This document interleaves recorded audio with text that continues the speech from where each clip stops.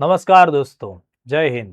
આપ સૌનું world in box પર હાર્દિક સ્વાગત છે. કરંટ અફેર્સ લેક્ચર નંબર 219 પર પહોંચ્યા છીએ અને આજના લેક્ચરમાં દોસ્તો ખાસ મહત્વના કેટલાક અગત્યના ટોપિક વિશે આપણે વાત કરવી છે. ટોપિકની ચર્ચાઓ પૂરી થયા બાદ આપણે ખાસ અગત્યના 8 થી 9 જેટલા એમસીક્યુઝ પણ સોલ્વ કરવાના છે. ઓગસ્ટ મહિનો ચાલી રહ્યો છે અને આજે જે કંઈ પણ ચર્ચાઓ કરીશું એ ઓગસ્ટ 2026ની ઘટનાઓ સાથેની ચર્ચાઓ હશે. સૌથી પહેલો મુદ્દો દોસ્તો, 20મી ઓગસ્ટની જે તારીખ છે તેને આપણે ભારતમાં અક્ષય ઉર્જા દિવસ તરીકે ઉજવીએ છીએ. એટલે તમને આ આખા ક્ષેત્રનો થોડો ઘણો ખ્યાલ હોય એ ખાસ જરૂરી છે અને પરીક્ષાલક્ષી જે મહત્વના ફેક્ટ્સ છે એનાથી પણ આપણે પરિચય કેળવવાનો છે. સૌથી પહેલા તો અક્ષય ઉર્જા એટલે કે એવી ઉર્જા કે જે પુનઃ પ્રાપ્ય કરી શકાતી હોય, વત્તા એ જીવાશ્મ ઈંધણ સાથે જોડાયેલી ન હોય. દાખલા તરીકે પેટ્રોલ કે કોલસો, લિગ્નાઇટ, ડીઝલ એ બધા સિવાયના ઉર્જા મેળવવાના સ્ત્રોતો, જેમ કે પવન ઉર્જા છે, સોલર ઉર્જા છે, તાજેતરમાં હાઇડ્રોજન મેળવી અને એમાંથી ઉર્જા પ્રાપ્ત થાય તે. આ ઉપરાંત જે સમુદ્રની ઉર્જા હોય, જળ વિદ્યુત ઉર્જા છે, પરમાણુ ઉર્જાને પણ આપણે અક્ષય ઉર્જા સાથે જોડી શકીએ છીએ અથવા તો આપણે તેને સ્વચ્છ ઉર્જાના સ્ત્રોત તરીકે કહી શકીએ. એટલે એનો પણ સમાવેશ આપણે તેમાં કરી શકીએ. તો 20મી ઓગસ્ટને આપણે પુનઃપ્રાપ્ય અથવા અક્ષય ઉર્જા, આ શબ્દ વધારે પ્રિફરેબલ રહેશે, અક્ષય ઉર્જા દિવસ તરીકે ઉજવવાનો છે. કોઈ પણ દેશ હોય, ચાહે વિકસિત દેશ હોય કે પછી વિકાસશીલ દેશ હોય, ઉર્જા વગર તેના કોઈ પણ અર્થવ્યવસ્થાના કાર્યો થવાના જ નથી. ઉર્જા હશે તો જ અર્થવ્યવસ્થા આગળ વધશે. એટલે કોઈ પણ દેશ માટે દોસ્તો એનર્જી સિક્યોરિટી એટલે કે ઉર્જા પેદા કરવી, ઉર્જાની સુરક્ષા એ સૌથી ગંભીર પડકારો પૈકીનો એક પડકાર હોય છે અને ભારત ખૂબ સારી રીતે આ પડકારોનો સામનો કરી રહ્યો છે અને દિવસે દિવસે તેમાં પ્રગતિ કરી રહ્યો છે. આજે આપણે આખા દેશમાં જેટલી પણ વિદ્યુત પેદા કરીએ છીએ દોસ્તો, એ વિદ્યુતમાં 50%થી વધારે વિદ્યુત આપણે અક્ષય ઉર્જાના સ્ત્રોતોમાંથી પ્રાપ્ત કરી રહ્યા છીએ. એટલે કે આપણે કોલસાની થર્મલ એનર્જી ઉપરની નિર્ભરતા ઉપર જે 50%થી વધારે નિર્ભર હતા એ આપણે ઓલરેડી ઘટાડી ચૂક્યા છીએ. આ બહુ જ મોટી સફળતા કહી શકાય દોસ્તો. અને બીજી એક ખાસ વાત આપણે એ પણ ધ્યાને રાખવાની છે કે તાજેતરમાં ઓગસ્ટ મહિનામાં એક અહેવાલ પ્રકાશિત થયો છે ભારત સરકાર તરફથી જ, અને એ અહેવાલ એવું કહે છે કે 31મી જુલાઈ 2026 એટલે કે ગયા મહિનાના એન્ડિંગ સુધીના જે આપણી સામે ડેટા આવ્યા છે, ભારતમાં ઇલેક્ટ્રિસિટી જનરેશન માટેની જે સ્થાપિત કુલ ઉર્જા ક્ષમતા હોય તેમાં પુનઃપ્રાપ્ય ઉર્જા સ્ત્રોતો અથવા તો અક્ષય ઉર્જા સ્ત્રોતો છે તેનો ફાળો 300 ગીગાવોટથી ક્રોસ થઈ ચૂક્યો છે. સોલર એનર્જી તો 160 ગીગાવોટથી પણ વધી ચૂકી છે. આવા આંકડાઓ પણ જરૂરી બને. એક એક વસ્તુ આપણે ધ્યાને રાખીશું. સૌથી પહેલી વાત તો તમને એ થાય કે સર 20 ઓગસ્ટને કેમ આ દિવસ માટેની તારીખ નક્કી કરવામાં આવી કે પસંદગી થઈ? તેનું કારણ છે એ દિવંગત રાજીવ ગાંધી સાહેબ છે. કારણ કે રાજીવ ગાંધી સાહેબ છે, એમનો ડેટ ઓફ બર્થ છે, જન્મ દિવસ છે. અને એમણે પોતે જ્યારે ભારતના એ વડાપ્રધાન હતા 1984 થી 1989, મતલબ કે ભારતના છઠ્ઠા અને સૌથી એ સમય યુવા વડાપ્રધાન, અત્યાર સુધીના સૌથી યુવા વડાપ્રધાન. તો રાજીવ ગાંધી સાહેબે પોતાના સમયમાં વિજ્ઞાન, ટેકનોલોજી, ઇનોવેશનમાં ઘણા બધા પગલાઓ લીધેલા છે. પુનઃપ્રાપ્ય ઉર્જા સ્ત્રોતોના ક્ષેત્રોમાં પણ ઘણા બધા અગત્યના નિર્ણયો લીધેલા છે. એમણે એક આખી નવી દિશા કંડારેલી. ધેટ્સ વાય આપણે આ તારીખને એમના જન્મ તારીખ સાથે આ દિવસને જોડી રહ્યા છીએ. એટલે પહેલા તો આ મુદ્દો પણ મહત્વનો થાય. વાંચીએ અથવા સમજીએ એક એક અગત્યની વિગતો. દર વર્ષે 20 ઓગસ્ટને આપણે લોકો ઉજવી રહ્યા છીએ અક્ષય ઉર્જા દિવસ તરીકે. તો આ 20 ઓગસ્ટનું ખાસ મહત્વ થઈ જાય છે, પરીક્ષામાં તારીખ પૂછી શકે એટલે એના માટે આપણે તૈયાર રહેવું પડશે. 20 ઓગસ્ટ કયો દિવસ? અક્ષય ઉર્જા દિવસ છે. હવે અક્ષય ઉર્જા દિવસની વાત આવે છે, તારીખ આપણા મનમાં ક્લિયર થઈ ગઈ છે. 20 ઓગસ્ટ ભૂલ પાડવાનો કોઈ ચાન્સ કે શક્યતા છે નહીં. તો મંત્રાલય કયું છે? તો કે ભાઈ ભારત સરકારનું, કેન્દ્ર સરકારનું એક સ્પેશિયલ એવું મંત્રાલય છે કે જે આ પ્રકારના ઉર્જા સ્ત્રોતો એટલે કે પુનઃપ્રાપ્ય ઉર્જા સ્ત્રોતોનો વિકાસ કરે છે, એની નીતિઓ, કાર્યક્રમો ઘડે છે અને એને સંચાલન કરે છે. તો એ છે ministry of new and renewable energy. Ministry of new and renewable energy, આ જે મંત્રાલય છે, નવીનીકરણ ઉર્જા મંત્રાલય, એના દ્વારા આ દિવસ ઉજવવામાં આવે છે. આ દિવસ ઉજવવાની શુભ શરૂઆત ક્યારે થયેલી છે મિત્રો? 2004ના વર્ષમાં થયેલી છે, 2004. એટલે આજથી 22 વર્ષ પહેલા આ દિવસની ઉજવણીની શરૂઆત થઈ છે. સંદર્ભ મેં જણાવ્યો છે. ભૂતપૂર્વ વડાપ્રધાન, દેશના ક્રમની દ્રષ્ટિએ છઠ્ઠા વડાપ્રધાન રાજીવ ગાંધીજી છે. તો રાજીવ ગાંધીની જન્મ જયંતિ સાથે આ દિવસને, આ તારીખને જોડવામાં આવી છે. તો આટલા ફેક્ટ્સમાંથી પ્રશ્નો આવી શકે છે. હવે જુઓ, આ દિવસ આપણે કેમ મનાવીએ છીએ? તો જો આ મનાવવામાં આવે છે એટલે આજ હું ભણાવું છું, એટલે તમે સાંભળો છો. આપણને એક વાત ઉપર ખાસ ફોકસ થાય, આપણું ધ્યાન સતત એ મુદ્દા ઉપર રહે કે ભાઈ આપણે પેટ્રોલિયમ પ્રોડક્ટ છે કે જીવાશ્મ ઈંધણમાં કોલસો, લિગ્નાઇટ છે, તો શક્ય એટલો એનો ઓછો ઉપયોગ કરવાનો છે પોતાના વિકાસાત્મક કાર્યો કે રોજિંદી જીવનશૈલીમાં, અને ધીમે ધીમે સોલાર, પવન વગેરે ક્ષેત્રોમાં આગળ વધવાનું. આ અંગે જાગૃતિ ફેલાય એ પરમ ઉદ્દેશ સાથે આપણે આને ઉજવીએ છીએ. હવે 31 જુલાઈ 2026 સુધીની જે આંકડાકીય માહિતીઓ છે એમાંથી MCQ બની શકે, એટલે ખાસ ધ્યાન રાખજો. આ જેટલી પણ અહીંયા વિગતો લખાયેલી છે તમારી એક્ઝામમાં બહુ મોટો રોલ ભજવશે. સૌથી પહેલા તમે લોકો આ ટોટલ ઉર્જા ઉત્પાદન સ્થાપિત ક્ષમતા છે એને ધ્યાને રાખો. ભારતમાં જેટલી પણ ઉર્જા પેદા થાય છે વીજળીના સ્વરૂપમાં, એ તો 300.50 ગીગાવોટ જેટલી વીજળી ભારતમાં અક્ષય ઉર્જાના અલગ અલગ સ્ત્રોતોમાંથી પ્રાપ્ત કરવામાં આવે છે. એટલે વિધાનોવાળા પ્રશ્નોમાં આ વિગત કામ લાગે. એક્ઝેક્ટ આંકડો પૂછી ન શકાય કે 300.50, પણ તમને ચોક્કસપણે પૂછે કે ભાઈ પુનઃપ્રાપ્ય ઉર્જા સ્ત્રોતોની સ્થાપિત ક્ષમતા 300+ ગીગાવોટ થયેલી છે, 300 થી વધી ચૂકી છે, 300 ગીગાવોટને પાર થઈ ચૂકી છે. આ રીતનું વિધાન બની શકે. હવે તેમાં સૌથી પ્રથમ નંબર ઉપરનો જે ઉર્જા સ્ત્રોત છે એ સોલર ઉર્જા છે, સૌર ઉર્જા, 164.59 ગીગાવોટ. પુનઃપ્રાપ્ય ઉર્જા સ્ત્રોતોમાં એ સૌથી મોટો હિસ્સો ધરાવે. અને કોલસા બાદ ભારતમાં બીજા નંબર ઉપર એ ઉર્જાનો સૌથી મોટો સ્ત્રોત થાય સૌર ઉર્જા. કોલસા પછી બીજા નંબર ઉપર. કોલસો જીવાશ્મ ઈંધણ, ફોસિલ ફ્યુઅલ, કાર્બન કેન્દ્રિત ઈંધણ તરીકે તમારે એને ધ્યાને રાખવાનો છે. એટલે કોલસા પછી બીજા નંબર ઉપર સોલર ઉર્જા. હવે પુનઃપ્રાપ્ય ઉર્જા સ્ત્રોતની આપણે જ્યારે વાત કરીએ તો આફ્ટર સોલર બીજા નંબર ઉપર પવન ઉર્જાનો સમાવેશ થશે, 58.14 ગીગાવોટ. જળ ઉર્જા, એમાં સ્મોલ અને લાર્જ બંને ભેગું કરો તો 57.24 ગીગાવોટ. એટલે ક્રમની દ્રષ્ટિએ સોલર પછી પવન પછી જળ વિદ્યુત. બાયો પાવર એટલે કે જૈવ ભાર ઈંધણ, એટલે કે જૈવિક કૃષિ સહિતના કચરાઓ જે છે એનું દહન કરી એમાંથી વરાળ બને, એ વરાળથી ઇલેક્ટ્રિસિટી જનરેટ થાય તો 11.75 ગીગાવોટ આસપાસ આપણને આંકડો મળે. Nuclear energy 8.78 gigawatt. આવી બધી જ બાબતોનો તમે સરવાળો કરશો એટલે તમને 300 ગીગાવોટ જેટલો આંકડો મળશે. આમાં અમુક હજી ક્ષેત્રો એવા છે બાયોમાસ પાવર ઉપરાંત જેને ધ્યાને નથી લીધા, પણ ટોટલ તમે 300 ગીગાવોટને ધ્યાને રાખજો. આ ટોપ ફિલ્ડ કહેવાય. બરાબર, ખાસ કરીને સોલર, પવન અને જળ વિદ્યુત ઉર્જા. તો આઈ થિંક અહીંયાથી જે કાંઈ MCQ પૂછાય એનો તમને જવાબ આવડવો જોઈએ. સોલર ઉર્જા 165 પહોંચી ગઈ એવું કહેવાય, એટલે કે 150+ થઈ ચૂકી છે. એક વખત છે ને GPSCમાં 3 વિધાનો વાળા સવાલો આવેલા, એ સમયે જસ્ટ સોલર ઉર્જા આપણા દેશમાં 100 ગીગાવોટને ક્રોસ કરી ચૂકી હતી, એટલે 101 ગીગાવોટ. એ સમયે પ્રિલિમ્સમાં પ્રશ્નમાં આપ્યું હતું વિધાનમાં કે સોલર ઉર્જાની સ્થાપિત કુલ ક્ષમતા 100 ગીગાવોટને પાર થઈ ચૂકી છે. એક્ઝેક્ટ આંકડો ન પૂછે. એક્ઝેક્ટ આંકડો એટલે ન પૂછે કારણ કે આ ક્ષમતામાં શું થાય, સતત વધારો થતો હોય. બરાબર, એટલા માટે એક્ઝેક્ટ આંકડો પૂછાય તો જવાબ ખોટો પડી જાય. એટલે આશરે 100 થી વધી ગયું આવો મુદ્દો પૂછી શકે. હવે અક્ષય ઉર્જાનો વિકાસ ભારત જેટલો કરશે એટલો જ ભારતને ફાયદો થશે, કારણ કે આપણે પેટ્રોલિયમ સહિતની પ્રોડક્ટની જે આયાત કરીએ છીએ એ ઘટાડો થશે. તો આપણે ખાસ કેટલાક મુદ્દા ધ્યાને રાખવા જોઈએ, જેમ કે આવનારા સમયમાં 2030 સુધીમાં, 2047 સુધીમાં અને લાંબા ગાળે 2070 સુધીમાં ભારત પુનઃપ્રાપ્ય ઉર્જા સ્ત્રોતોને ધ્યાનમાં રાખીને કેવા કેવા લક્ષ્યાંકો ધરાવે છે. આજે હું ચર્ચા કરવાનો છું, જે કંઈ હું તમારી સાથે ડેટા શેર કરવાનો છું એ પ્રિલિમ્સમાં મોસ્ટ IMP ઉપયોગિતા ધરાવે છે, પ્રિલિમ્સ MCQ વાળી પરીક્ષાઓમાં. અને જો આ ડેટાનો તમે સારો ઉપયોગ કરી શકશો તો મેઇન્સમાં, નિબંધો લખવામાં, GSના સવાલોમાં અને હવે તો ભાષાના પ્રશ્નપત્રોમાં પણ ઘણા ખરા સવાલ GS થી પ્રેરિત હોય, તો એવી બધી જગ્યાએ પણ તમે આ ડેટાને વાપરી શકશો. ઓકે, તો ખાસ આપણે સમજવાનો પ્રયત્ન કરવાનો છે 2030 સુધીના એવા લક્ષ્યાંકો કે જે ઉર્જા સ્ત્રોતોના પ્રકારો સાથે જોડાયેલા છે. તો 2030 સુધીમાં એટલે કે આવનારા 5 વર્ષો અંતર્ગત ભારત બિન અશ્મિભૂત ઈંધણ આધારિત વીજળી ક્ષમતા, બિન અશ્મિભૂત ઈંધણ એટલે કે પેટ્રોલિયમ, કોલસા, ડીઝલ સિવાય સોલર, પવન, જળ વિદ્યુત વગેરે ઉપર આધારિત હોય એવી ટોટલ ઉર્જા ક્ષમતા 500 ગીગાવોટ સુધી પહોંચાડવાનો ટાર્ગેટ ધરાવે છે. અત્યારે આપણે વાત થઈ એ મુજબ આપણે 300 ગીગાવોટને પાર કરી ચૂક્યા છીએ, એટલે આવનારા 5 વર્ષોમાં આપણે 200 ગીગાવોટ એડ કરવાના રહેશે. તો ઓલરેડી ભારતે આ ટાર્ગેટને 60%થી વધુ લક્ષ્યાંક અત્યારના ધોરણે પ્રાપ્ત કરી લીધેલો છે.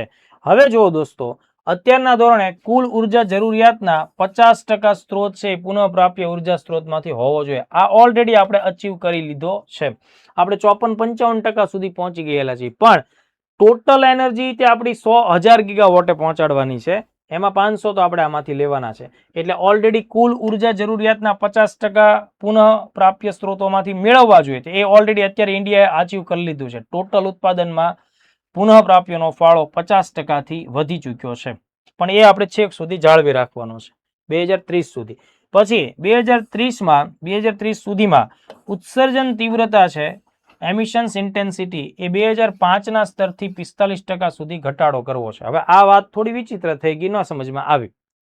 આનો મતલબ એમ થાય કે 2005માં તમે જ્યારે કોઈ એક ચોક્કસ ઉત્પાદન પેદા કરતા હતા, કોઈ પ્રોડક્ટ બનાવતા હતા આપણા દેશમાં 2005માં, તો માનો કે આ એક પેન છે, આ પેનનું જ્યારે હું ઉત્પાદન કરું છું તો આના ઉત્પાદનમાં મારે એવી ઘણી બધી બાબતોનો ઉપયોગ કરવો પડશે, ઘણા ફ્યુઅલનો ઉપયોગ કરવો પડશે, બરાબર, આની આખી પ્રોસેસમાં, કે જેનાથી કાર્બનનું ઉત્સર્જન થાય.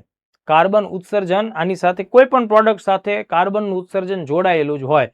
તો કાર્બનનું ઉત્સર્જન માની લઈએ કે આ એક પેનને બનાવતી વખતે 2005ના વર્ષમાં 100 ગ્રામ કાર્બન ડાયોક્સાઇડ, 100 ગ્રામ કાર્બનનું ઉત્સર્જન જો થતું હોય, તો મારે હવે ઈંધણ સહિતની તમામ ટેકનોલોજીને અપગ્રેડ કરવાની છે અને પુનઃપ્રાપ્ય ઉર્જા સ્ત્રોતોનો મેક્સિમમ ઉપયોગ કરવાનો છે કે હું આ સેમ પેન 2005ની જગ્યાએ 2030માં હું જ્યારે બનાવતો હોઉં ત્યારે આ આખી પ્રોસેસ દરમિયાન જે 100 ગ્રામ કાર્બન ડાયોક્સાઇડ ઉત્સર્જન થતો હતો એમાં મારે કેટલા ટકા ઘટાડો કરવાનો છે? 45%નો ઘટાડો કરવાનો. એટલે આ પેનના નિર્માણમાં વધુમાં વધુ 55 ગ્રામ સુધીનો કાર્બન ડાયોક્સાઇડ ઉત્સર્જિત થાય એ મારે નક્કી કરવાનું છે. તેમાં મેઇન જે ફેક્ટર કામ કરશે એ એનર્જી છે, વિદ્યુત છે. કારણ કે તમને એમ થાય સર મારા ઘરે ઇલેક્ટ્રિસિટી આવી તો ક્યાં કાર્બન ઉત્સર્જન કરે છે? પણ બેટા એ કોઈ જગ્યાએ કોલસો બળે છે ને એના પરિણામે તારા ઘરે વિદ્યુત આવે છે. એટલે કોલસાનું ઉત્સર્જન ત્યાં થયું પણ એ તારા લીધે થયું એવું જ કહી શકાય. એટલે આ બે ફેક્ટ પહેલા આપણને ક્લિયર થઈ જવા જોઈએ. તો આઈ થિંક આ MCQ તમને સોલ્વ થઈ જશે, ક્લિયર થઈ જશે. 2005ની તુલનાએ કાર્બન ઉત્સર્જન તીવ્રતા 45% ઘટે એનો મેં તમને મતલબ સમજાવ્યો. ઉદાહરણ મેં તમને પેનનું આપ્યું છે. આ જ ઉદાહરણ તમે 1 કિલોમીટર ટ્રાવેલિંગ સાથે જોડી શકો. આ ઉદાહરણ તમે એક જોડી કપડાના નિર્માણને ધ્યાનમાં રાખીને કરી શકો. આ જ ઉદાહરણ 1 કિલોગ્રામ ઘઉં કે ચોખાના ઉત્પાદનને ધ્યાને રાખીને પણ કરી શકાય. એટલે ઓલ ઓવર આખી ઇકોનોમીને ધ્યાનમાં રાખીને આપણે વાત કરવાની થાય. હવે જુઓ, 2047 સુધીનો ભારત સરકારનો લક્ષ્યાંક છે, એમાં સ્પેસિફિકલી બે બાબતો ધ્યાને રાખવાની છે. બે બાબતો મોસ્ટ આઈએમપી છે. પહેલી બાબત કે ભારત પરમાણુ ઉર્જાનું જે ઉત્પાદન છે, જે અત્યારે 8.7 ગીગાવોટ આસપાસ છે, આ આંકડાને 100 ગીગાવોટ સુધી લઈ જવાનો ટાર્ગેટ રાખે છે 2047, એટલે આઝાદીના 100 વર્ષ થાય એ સમય. અને આ વાતનો ઉલ્લેખ મિત્રો માનનીય વડાપ્રધાન સાહેબે તાજેતરમાં 80માં સ્વતંત્રતા દિવસની પોતાની સ્પીચમાં પણ કરેલો છે. એટલે બહુ જ આઈએમપી છે, વારંવાર એનો ઉલ્લેખ થાય છે, કરંટમાં ચર્ચામાં રહે છે, એટલે પરીક્ષામાં MCQ બની પણ શકે. એટલે 100 ગીગાવોટ આટલી વીજળી આપણે કેમાંથી પ્રાપ્ત કરવાની છે? પરમાણુ ઉર્જામાંથી. ઓકે, ખૂબ સરસ. કયા વર્ષ સુધીમાં? તો કે 2047માં. અત્યારે આપણે ક્યાં છીએ? તો કે સર 8.7 ગીગાવોટ આસપાસ. ઓકે, આમાં આશરે આપણે લગભગ 12 ગણો વધારો કરવો પડશે. એટલે એનો મતલબ એ થાય કે આવનારા 5 વર્ષોમાં તમારા કરંટ અફેર્સમાં ઘણા બધા નવા ન્યુક્લિયર પરમાણુ રિએક્ટર્સ જે સ્થાપિત થશે એ પણ ભરવાના થશે. કારણ કે ભણવા જ પડશે, કારણ કે તમે એમાં ચેન્જીસ લાવશો ત્યારે જ વધુને વધુ ઉત્પાદન થવાનું છે. તો એક આ બાબત થઈ. હવે બીજી બાબત 2047 સુધીમાં શું ધ્યાને રાખવાની છે? તો કે ભારતે એવો ખૂબ દ્રઢ, મજબૂત, તાકાતવાળો સંકલ્પ કર્યો છે દોસ્તો. સંકલ્પ એવો છે કે 2047 સુધીમાં આપણો દેશ ભારત ઉર્જાના ક્ષેત્રમાં સંપૂર્ણપણે આત્મનિર્ભર થાય. એટલે ઉર્જા સ્વતંત્રતા આપણી હોવી જોઈએ, એનર્જી ઇન્ડિપેન્ડન્સ કહી શકાય. એટલે કે આપણે આપણા પૂરતી જે જરૂરી ઉર્જા હોય એ જાતે પેદા કરતા હોવા જોઈએ. બીજા કોઈ દેશ ઉપર આપણે નિર્ભરતા ના હોવી જોઈએ. અથવા માની લો કે તમે એ સમયે હજુય તે કંઈક ઇમ્પોર્ટ કરો છો તો સામે energy point of view export પણ તમારું એ લેવલનું આવવું જોઈએ, જેથી તમને નુકસાની ન થાય. એટલે ઉર્જા આત્મનિર્ભરતા, બરાબર, એ આપણો જે બીજો લક્ષ્યાંક છે 2047 ને ધ્યાને રાખીને, એટલે ઉર્જાના ક્ષેત્રમાં સંપૂર્ણ આત્મનિર્ભર એનર્જી ઇન્ડિપેન્ડન્ટ બનાવવું. ત્રીજો એક બહુ મહત્વનો લક્ષ્યાંક છે 2070 સુધીનો, અને એ પરીક્ષામાં અનેક વખત પૂછાયેલો મુદ્દો છે 2070 સુધીમાં, net zero carbon emission target. આપણે ઉર્જાના બધા જ ક્ષેત્રોમાં એવો ચેન્જીસ લાવશું કે ઉર્જાના સ્ત્રોતોનો ઉપયોગ કરવાથી કાર્બનનું જે ઉત્સર્જન થાય, તો સામે જેટલું ઉત્સર્જન વાતાવરણમાં ભળે, આપણી પાસે એવી ઇનફ ટેકનોલોજી હોવી જોઈએ કે એ પ્રમાણમાં કાર્બન ડાયોક્સાઇડને વાતાવરણમાંથી રિમૂવ પણ કરી શકીએ.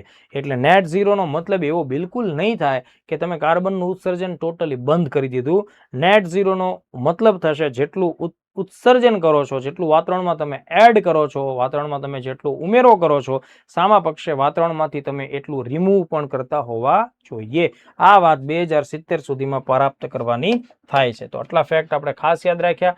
નેક્સ્ટ જે મુદ્દો છે દોસ્તો, અહીંયા પહેલો ટોપિક આપણો જે છે એ કમ્પ્લીટ થાય છે, મતલબ અક્ષય ઉર્જા દિવસના સંદર્ભે.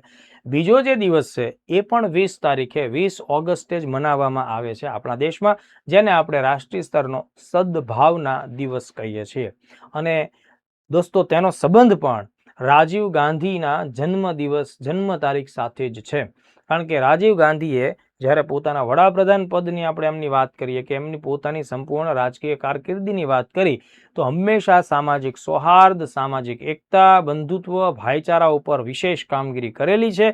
ધેટ્સ વાય 1991માં જ્યારે તેમની હત્યા થઈ, એમનું મૃત્યુ થયું, એટલે 1992ના વર્ષથી સમગ્ર દેશમાં સદભાવના દિવસ મનાવવાની આખી કામગીરી કોંગ્રેસે ચાલુ કરેલી, અને આગળ જતા તેમને એક સરકારી કાર્યક્રમ પણ બનાવવામાં આવ્યો. એટલે 20 ઓગસ્ટ ઇઝ ઇક્વલ ટુ સદભાવના દિવસ. હવે પ્રશ્ન આવે, સદભાવના દિવસ કયા વડાપ્રધાનની જન્મ તારીખ ગણાય? તો તમારો જવાબ રાજીવ ગાંધી હોવું જોઈએ. તો આ પણ એક મહત્વની વાત થાય છે. તો એ બધી બાબત મેં તમને અહીંયા કીધેલી છે. એઝ અ પ્રાઇમ મિનિસ્ટર એમનો સમયગાળો ઇન્દિરા ગાંધીના અવસાન, એમની હત્યા બાદ 31મી ઓક્ટોબર 1984 થી 2 ડિસેમ્બર 1989 સુધીનો જોવા મળે છે. એમનો જન્મ છે એ 20 ઓગસ્ટ 1944ના દિવસે થયેલો, અને એમની ડેથ 1991માં 21મી મેના દિવસે થયેલો. તો આ બધી વાત મેં તમને કીધી છે, તમે એને ખાસ યાદ રાખજો, ભૂલતા નહીં. વડાપ્રધાન તરીકે એ સૌથી યંગેસ્ટ વ્યક્તિ, અને એમની જે જન્મ તારીખ છે એને આપણે આ દિવસ તરીકે ઉજવીએ. પ્રાઇમ મિનિસ્ટર તરીકેનો એમનો ટેન્યુઅર પણ મેં તમને જણાવ્યો, ક્રમની દ્રષ્ટિએ 6થા પ્રાઇમ મિનિસ્ટર, એ વાત પણ આપણે કરેલી છે. હવે જુઓ, 1984 થી 1989ના સમયગાળા દરમિયાન જ્યારે રાજીવ ગાંધી પ્રાઇમ મિનિસ્ટર બન્યા હતા, એમના સમયમાં આપણા દેશમાં ખાસ અગત્યના કેટલાક નોંધનીય નિર્ણયો લેવાયેલા છે, જેની એઝ અ ઉમેદવાર તરીકે તમને થોડી ઘણી ઝાંખી હોવી જોઈએ. એટલે હું કેટલીક વિગતો તમને શેર કરું છું. જેમ કે આઈટીનું જે ક્ષેત્ર છે અને ટેલિકોમ ક્ષેત્રમાં ક્રાંતિ સર્જી, સામ પિત્રોડા જેવા અગત્યના વૈજ્ઞાનિક એન્ટરપ્રેન્યોર એમને સાથ આપે છે. તો આપણા દેશમાં કોમ્પ્યુટર ટેકનોલોજી લાવવામાં આવી, ઇન્ફોર્મેશન ટેકનોલોજી માટે ઘણા બધા કાર્યો થયા, C.DOT જેવા અગત્યના સેન્ટરની સ્થાપના થઈ.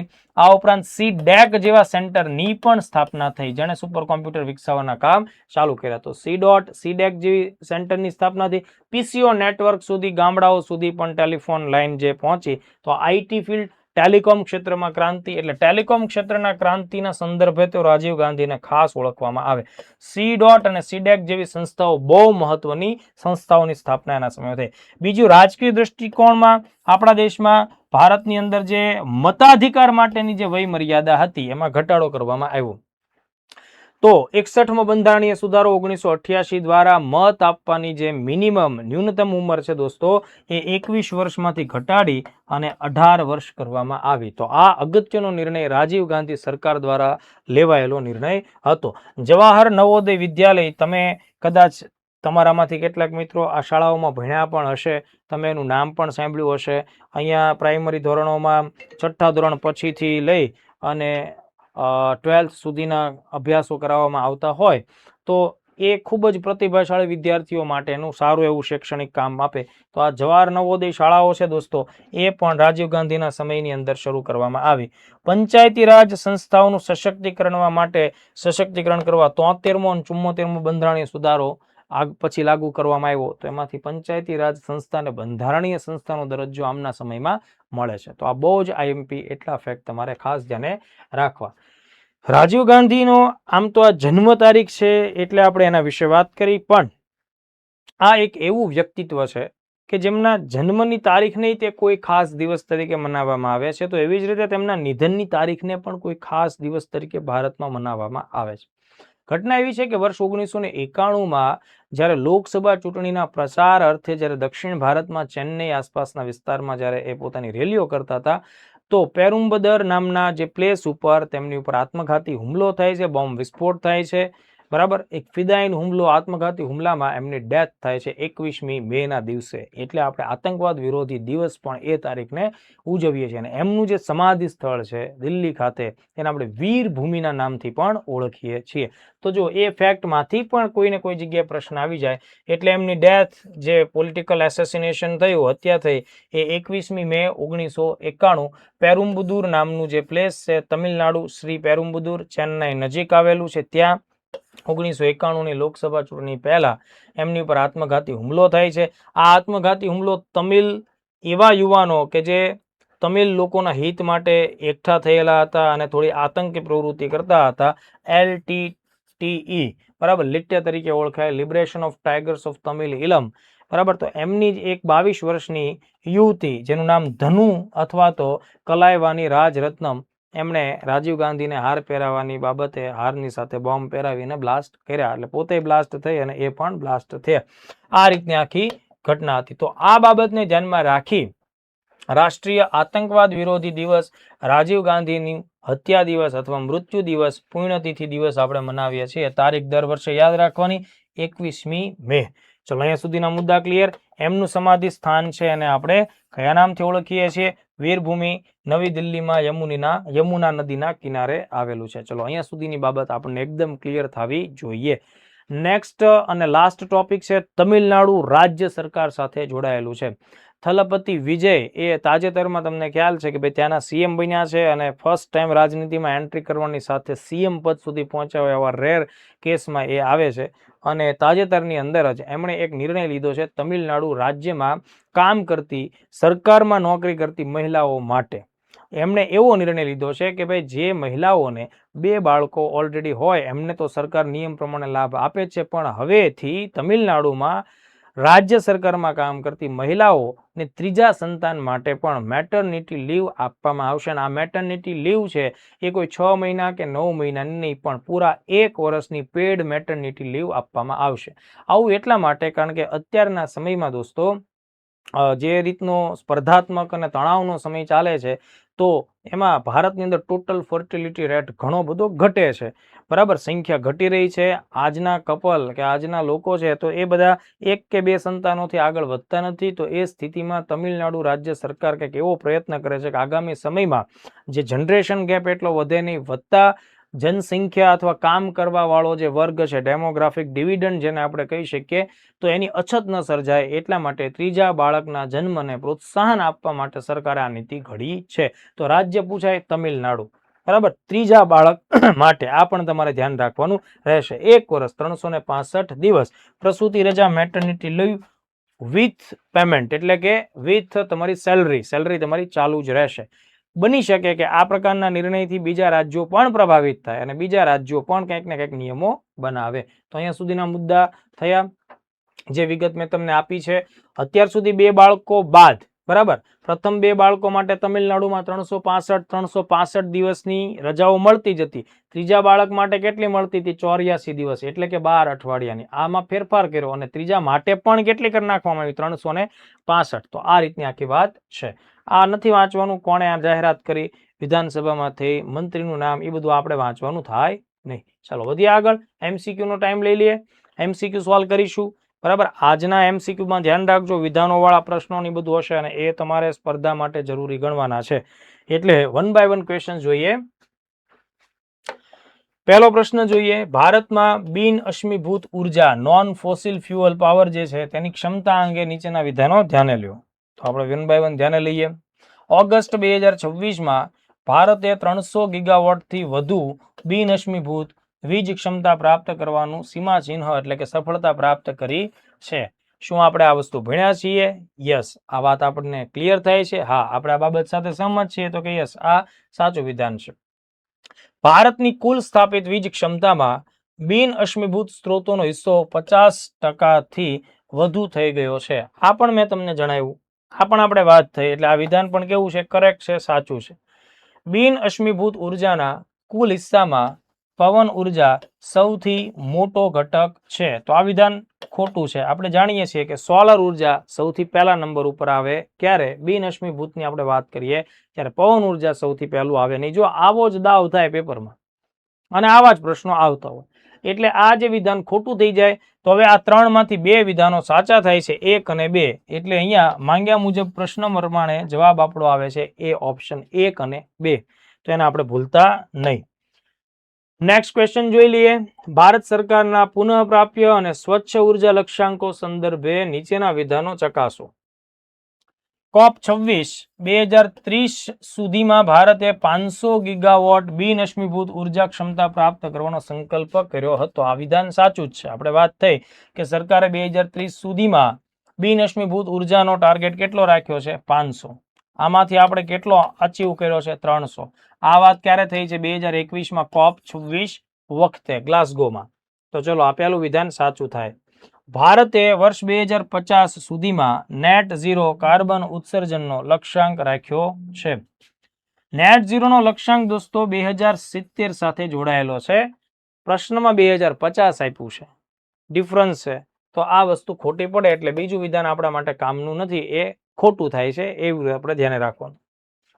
પરમાણુ ઉર્જા ક્ષેત્રે ભારતે વર્ષ 2047માં, એટલે જો તમને આવા વર્ષ પૂછી નાખશે અને એમાં તમને કન્ફ્યુઝન થઈ જશે તો મેળ નહીં પડે.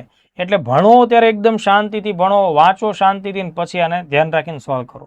પરમાણુ ઉર્જા ક્ષેત્રે ભારતે 2047માં 100 ગીગાવોટ ક્ષમતા હાંસિલ કરવાનું મિશન નક્કી કર્યું છે. સાચું છે, પણ જો માનો કે 100ની જગ્યાએ 1000 થઈ જાય, 1 મીંડું વધી જાય તો આપણા જવાબમાં મીંડું પડી જાય. તો ધ્યાન રાખવું પડે. 47ની જગ્યાએ 50 આપી દે તો ખોટું થઈ જાય, 70 આપી દે તો પણ ખોટું થાય.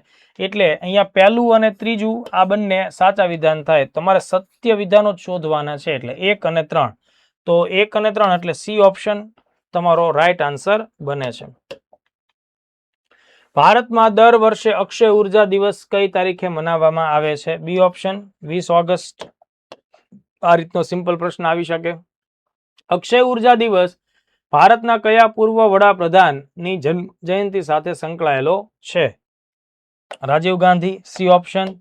બરાબર, અત્યારે વાંચ્યું છે એટલે ધડાધડ આવડશે, નહીતર કન્ફ્યુઝ થઈ જાઓ કે સારું અટલ બિહારી આવે, જવાહરલાલ આવે, રાજીવ ગાંધી આવે. COP 26માં COP 26 એટલે પર્યાવરણ માટેની બેઠક, જે 26 નંબરની થઈ હતી 2021માં. બરાબર. COP 26માં ભારતે 2030 સુધીમાં કેટલા ગીગાવોટ બિન અશ્મિભૂત ઉર્જા ક્ષમતા પ્રાપ્ત કરવાનો લક્ષ્ય રાખ્યો છે? 4 ઓપ્શનમાં જોવો તો ડી ઓપ્શન 500 ગીગાવોટ. એ આપણે ઓલરેડી ભણ્યા, વાત પણ કરી, તો ડી ઓપ્શન સાચો આન્સર થાય. કયા વર્ષ સુધીમાં નેટ ઝીરો કાર્બન ઉત્સર્જનનો લક્ષ્યાંક નિર્ધારિત કરેલો છે? આ PYQ ની માથે 5 ઘાત કરી નાખો. ઘણી વાર પૂછાયેલો PYQ છે. 2070. કયો ઓપ્શન આવશે? ડી. નેટ ઝીરોમાં 2070. આ મોસ્ટ IMP છે. મારા શબ્દો યાદ રાખજો. મેં ભૂતકાળમાં ઘણી વાર ભણાવ્યું છે ને એમાંથી ઘણી વાર પૂછાયેલું છે. આ રિપીટ થતો ક્વેશ્ચન છે, કારણ કે લાંબા ગાળાનો ટાર્ગેટ છે. એટલે પર્યાવરણમાં આવે, પોલિસીમાં, કરંટ અફેર્સમાં, ઉર્જામાં, બધામાં એ સવાલ આવે. સદભાવના દિવસ ભારતના કયા પૂર્વ વડાપ્રધાનની જન્મ જયંતિ નિમિત્તે ઉજવવામાં આવે? C option Rajiv Gandhi. 20 August 1944ના દિવસે એમનો જન્મ થયો. ભારતમાં દર વર્ષે સદભાવના દિવસ કઈ તારીખે ઉજવવામાં આવે છે? 20મી ઓગસ્ટ. B option. મતલબ આ બધા અલગ અલગ એંગલમાં મેક્સિમમ કેવા સવાલો બને એ આપણે જોઈ રહ્યા છીએ કે આવું પણ બની શકે. બરાબર, તો ધ્યાન રાખવું. તાજેતરમાં ઓગસ્ટ 2026માં કયા રાજ્ય સરકારે મહિલા કર્મચારીઓ માટે ત્રીજા બાળકના જન્મ ઉપર પણ 365 દિવસની પ્રસૂતિ રજા મંજૂર કરવાનો મહત્વનો નિર્ણય લીધો છે? ઓપ્શન્સ ક્લિયર છે. સી ઓપ્શન તમારો સાચો રાઈટ આન્સર છે. તો દોસ્તો આજનો આપણો આ લેક્ચર અહીંયા આપણે અટકાવીએ છીએ. ખૂબ સરસ ઇન્ફોર્મેશન સાથે અને વધતા પ્રેક્ટિસના 9 MCQ સાથે ફરી પાછા મળીએ છીએ. નવી માહિતી, નવા મુદ્દા, નવા પ્રશ્ન સાથે. ખૂબ સારી તૈયારી કરો અને પોતાના સપનાઓને હાંસિલ કરો. મળીએ. જય હિન્દ, જય ભારત.